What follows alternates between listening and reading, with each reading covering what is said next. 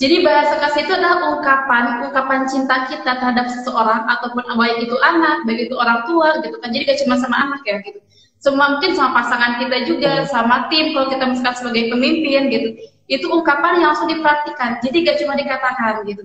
Dan itu bisa nge-charger apa namanya, bisa memberikan yang namanya energi baru buat orang tersebut seperti itu. Nah, kadangkala ini si anak ini kita memiliki misalkan punya anak nih kita anak itu kok bandel kok ini kok gak nurut gitu, kok ini kok kasar banget gitu. Bisa jadi salah satu yang ngebentuk mereka seperti itu karena kurangnya tabungan emosi dalam dirinya. Gitu. Jadi kalau misalnya teman-teman punya anak ataupun pasangan atau tim apapun itu ya bentuknya karena manusia itu sama gitu kan. Punya rasa ingin diempati gitu. Itu terjadi itu karena kurangnya bahasa kasih. Gitu. Jadi kalau sekarang di siang hari ini kita fokusnya ke anak ya, kita akan lebih mendalam ke anak. Kenapa? Karena untuk kedepannya anak kita akan jadi salah satu bibit ya untuk mau jadi apa, mau bagaimana gitu kan. Jadi kita akan dalam menjadi anak. Gitu. Jadi kalau misalnya ibaratnya ini karakter anak itu tumbuh berbanding lurus dengan bahasa kasih atau tabung emosi yang ada di dalam dirinya. Seperti itu. Jadi kalau misalnya kita punya anak yang tidak sesuai dengan keinginan kita, berarti ada harus dikoreksi. Ada harus dikoreksi. Jadi bagaimana kita berikan edukasi tentang cinta kasih kita kepada anak kita. Oke.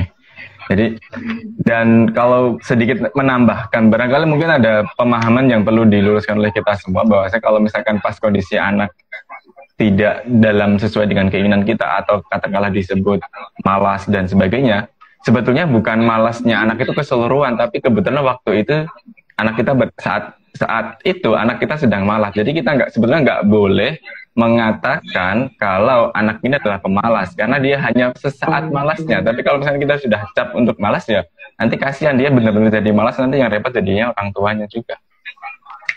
Betul banget itu kan. Ya kan karena sekarang ini kan anak itu punya yang namanya otak reptil juga ya. Jadi gak cuma anak-anak dewasa gitu kan. Nah si otak reptil kan suka denial dia kan. Jadi suka berontak, mungkin tantrum atau apapun itu gitu kan.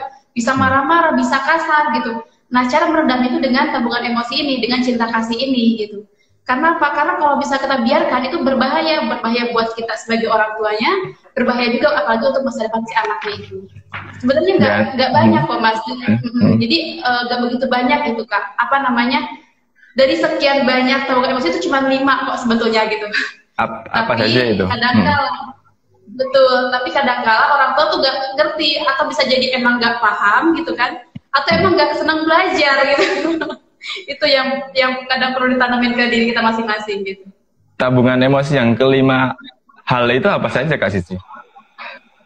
Ya ada pertama ada kata-kata pendukung gitu kan. Jadi saya akan langsung bahas aja ya Mas Tony ya. Jadi ada kata-kata pendukung, ada yang namanya waktu gitu kan. Ada anak tuh pengennya dikasih waktu, ada juga yang namanya hadiah, ada yang namanya sentuhan fisik gitu. Terus ada juga yang namanya pelayanan. Nah, untuk semua itu dari usia 1 sampai 3 tahun itu harus full gitu. Jadi jangan satu-satu. Jadi saat dia dari 0 tahun sejak lahir itu semuanya harus harus secara full terisi gitu.